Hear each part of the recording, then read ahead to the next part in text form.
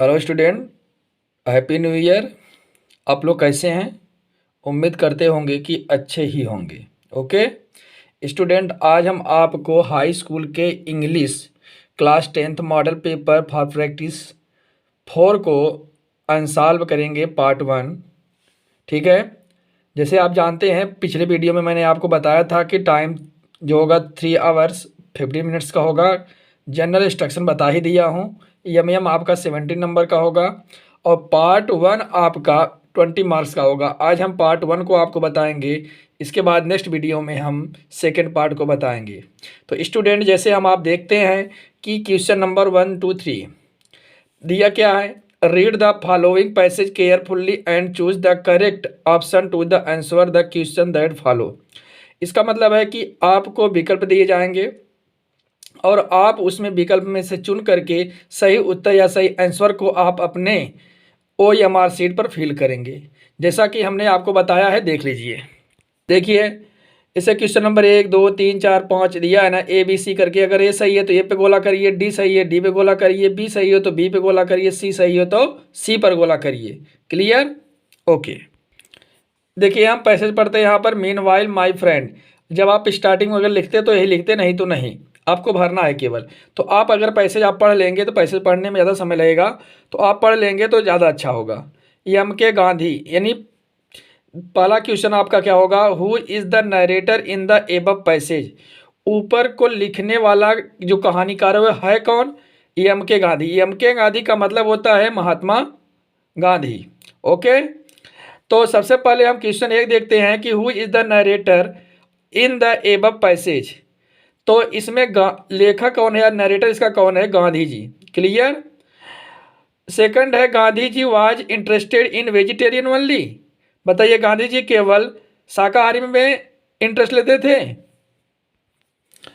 B है, he had objection to meat eating, या वे मीट को खाने वालों के लिए ऑब्जेक्शन करते थे? सी है ओनली ए और डी है both and A and B. तो इसलिए हम दोनों देखेंगे। देखिए, एक है कि वाज इंटरेस्टेड वेजिटेरियन, इसमें भी रुचि लेते थे, और बी में है had objection to meat eating, इसका भी ऑब्जेक्शन करते थे। इसलिए आंसर आपका क्या सही होगा? D, both A and B. Clear?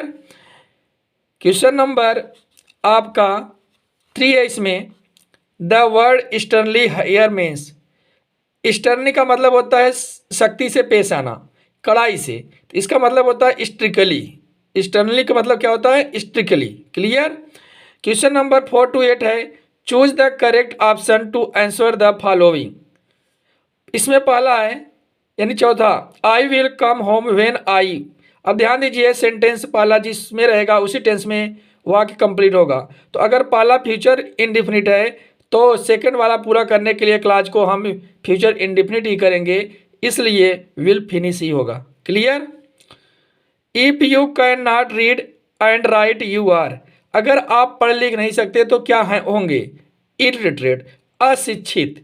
Clear? 5 number question है, the road of the obey we rules the most. इसको आपको क्रमबद्ध बैठाना यानी सेंटेंस बनाना है, तो हमारा सही होगा C, we must obey the rules of the road. Clear? क्योंकि सब्जेक्ट ऑब्जेक्ट वर्ब अपने स्थान पर रहेंगे तभी सेंटेंस आपका बन पाएगा। ओके, आइए हम क्वेश्चन नंबर 7 पर चलते हैं। Which of the following is correctly spelled. इसमें नॉलेज की स्पेलिंग दिया है ए और इसमें दिया है ओ, इसमें दिया है सर्वेंट में भी ए होना चाहिए, इसमें नन ऑफ दिस कोई नहीं, तो आपका बी सही होगा। नॉलेज, KNOWLEDGE, नॉलेज का मतलब होता है ज्ञान। आइए हम क्वेश्चन नंबर 8 पे चलते हैं। तो what is the time your watch, इसमें आपको प्रीपोजिशन फिल करना है। इन, विथ, इन टू, बाई, तो इसमें बाई सही होगा। हम पूछते हैं हमेशा what is the time by your watch, यानी आपकी घड़ी में कितने बजे हैं। क्लियर? आइए 9 to 10 चलते हैं। देखिए, read the passage given below, choose the correct option to answer the question that follow. ये भी पैसेज दिया गया है, आप पैसेज पढ़ेंगे तो आपको क्वेश्चन मिलेगा, ये आपके बुक से है। क्लियर? फर्स्ट वाला अनसीन पैसेज था, लेकिन ये आपके बुक से है दिया है। देखिए, पढ़ेंगे, पढ़ने के बाद आप देख लेंगे तो दिया है Mr Keesing had assigned to Annie two task of. Mr Keesing Annie को क्या करने के लिए कहते थे? Writing an essay. यानी टी ऑप्शन आपका सही है, writing an essay. Annie's argument about talking was that.